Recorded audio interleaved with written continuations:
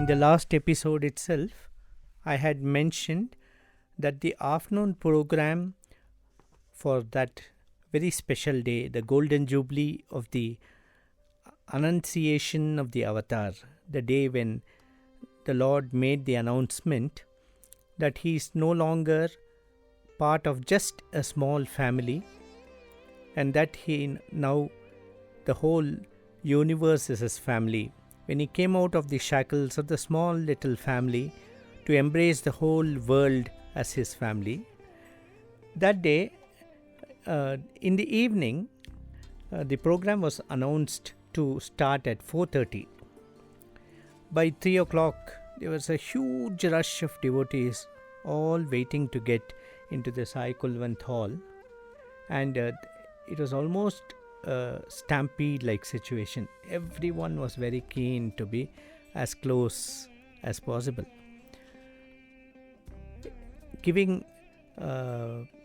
listening to the prayers of devotees. Swami decided to have the function in the front where the Sannidhi is there today. In fact, Swami decided to have it there, even though there was a big Prashanti circle in the front. But Swami decided to have it there so that more number of devotees could have Swami's darshan and see Swami giving his discourse. The bhajan boys were permitted by Swami to sit inside the Prashanti circle. So it was a ringside view from where we sat and watched Swami. That evening, Swami had selected two professors to speak before him. One was Professor Anil Kumar, whom all of us know so well. He was a translator of Swami's discourses. And then there was Professor G.N. Murthy, another learned scholar, and both of them spoke very beautifully in mellifluous Telugu. Swami started speaking on the importance of time. He said that time is so precious, and it is something that is the sickle of life. It cuts everyone's life. And he talked about Kala Titaya Namaha, Kala Kalaya Namaha, and so on. A few minutes into his speech, the discourse turned personal, and Swami described the events of 20th October 1940. That is, he took us back 50 years. Practically nobody would have been present in the audience, or at least nobody that we know was present in the audience who was present 50 years back on that momentous occasion. So it was very beautiful. Swami even sang the declaration he had made that day. Nenu Sai ani teliyumu nikkamuganavu. Know for certain that I am Sai. And then he says that I have no connection with you, and give up your efforts to cure me. No one, however great he might be, can comprehend me. That is what he said. A few days before that, it was Dasara holidays, and Sathya had gone through a harrowing time in the month of May that year.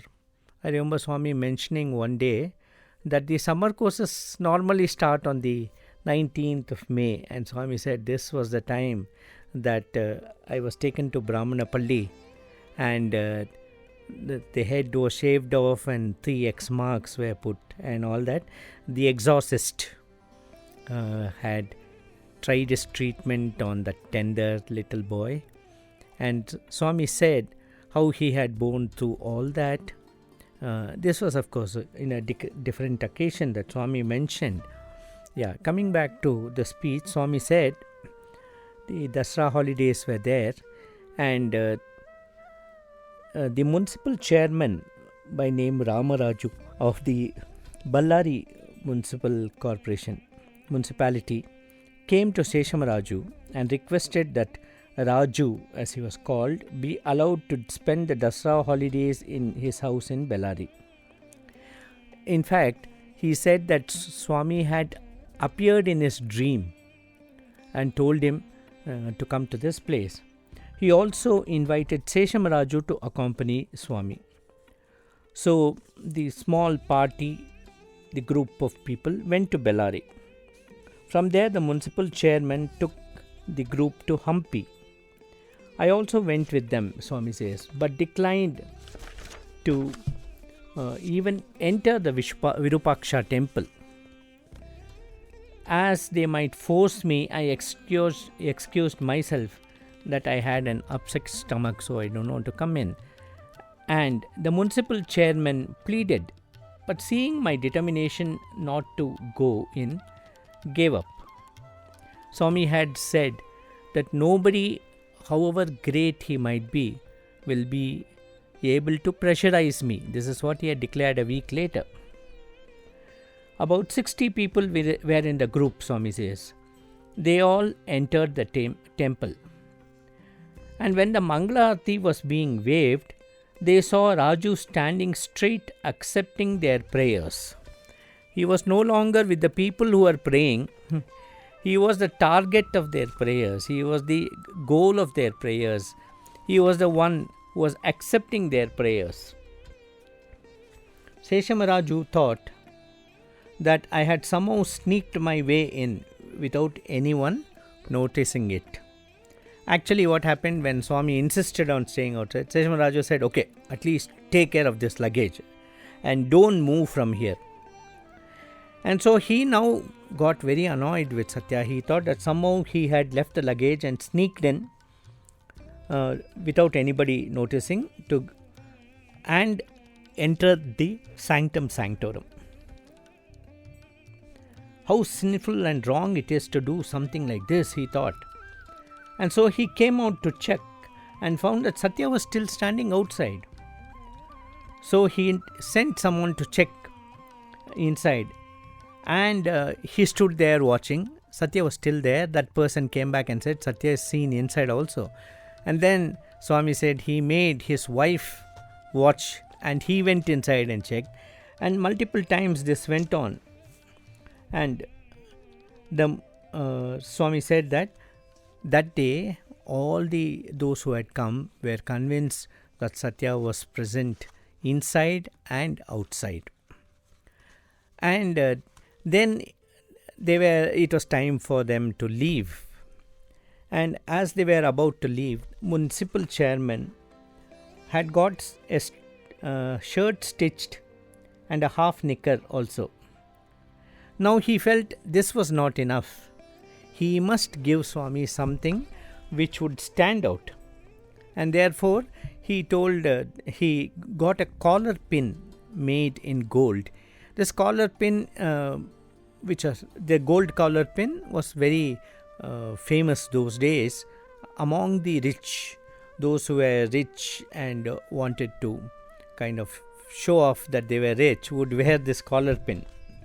And so he insisted that Swami should accept it. And he even said, please accept this and remember me whenever you see this. This is what he said as he placed it in Swami's hand. And Seshamaraju sternly told Sathya, he is a very big man. Do not respect him by declining to accept it. And so Swami meekly accepted it. And they all returned to Uravakonda by special bus.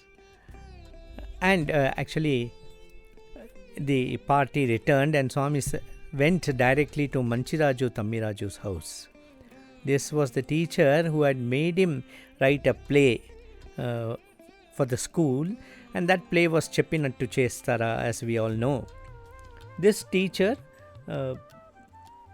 he went to the teacher's house and straight away told that teacher's wife, Amma, I have brought a party with me, so make something for us. She had known that Swami would be returning, so she had just made for some 3-4 people, and here was a batch of about 25 people who landed. And Swami said, no problem, He just touched it and said, start serving. And when she served, it lasted for all the people, and some more was still left. So this is what happened that day. In fact, this Manchiraju, Tammiraju's devotion, Swami used to speak about it a lot. It seems Swami had told them, I will take care of you, don't worry. One day his son had withdrawn a huge amount of cash, and from the government treasury, maybe to give some salaries or something. And he came and left that box in the front room because he wanted to accompany his friends to some movie. And then he told loudly to his mother. His mother was deep in her work, and she didn't pay attention to what he said. It was only later that she realized that he had said something about a box. She came out and saw, she was wondering what it was, and then she heard a big thud, somebody knocking with a stick. And when she went there, she saw that he had left the cash box outside with tens of thousands of rupees. You can imagine how shocked she was. But here was Swami taking care of it and reminding her that his protection is always there. And Swami says, so the next day, the classes were to start. And it was the day on which Swami went to the school.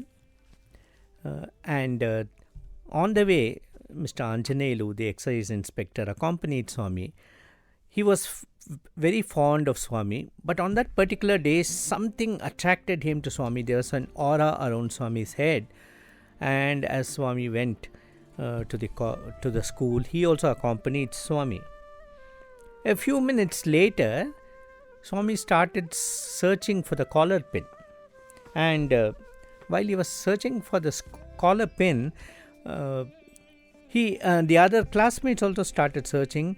And Swami says at one point, he just said, the collar pin just slid off from me, and it was symbolic of all the attachments to this body sliding off, and all the attachments to the world falling off and disappearing. And Swami said that, so he returned to the house through his books and declared, I am Sai.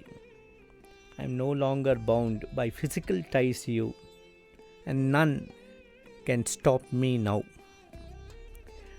Anjanelu, who was the excise inspector, and his wife had their house on the way to the school. Anjanelu was the excise inspector, as I already mentioned. He and his wife would prepare pakodas and coffee and keep waiting for Swami near the gate. They would send their children inside the house and do namaskar to Swami. And Swami would innocently protest, Sir, you should not do all this. But in vain. Swami says, I went and sat in his house compound, on a rock. When a photographer came and clicked, there was a small rock, and this rock turned into an idol of Sai Baba, but that was only in the photographer's photo. It was only in the camera.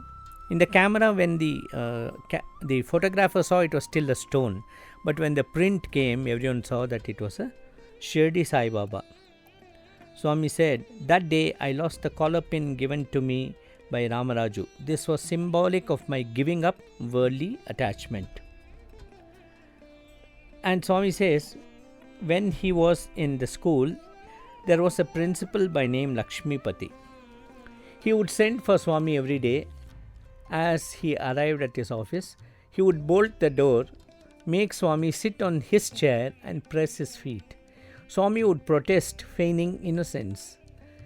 Sir, you should not do all this, he would say. You are much older than me. The headmaster would say, you don't know about all this. In age, I might be older, but not in wisdom. And Swami, of course, said, this sort of realization does not come to everyone. It is a result of samskaras of many births.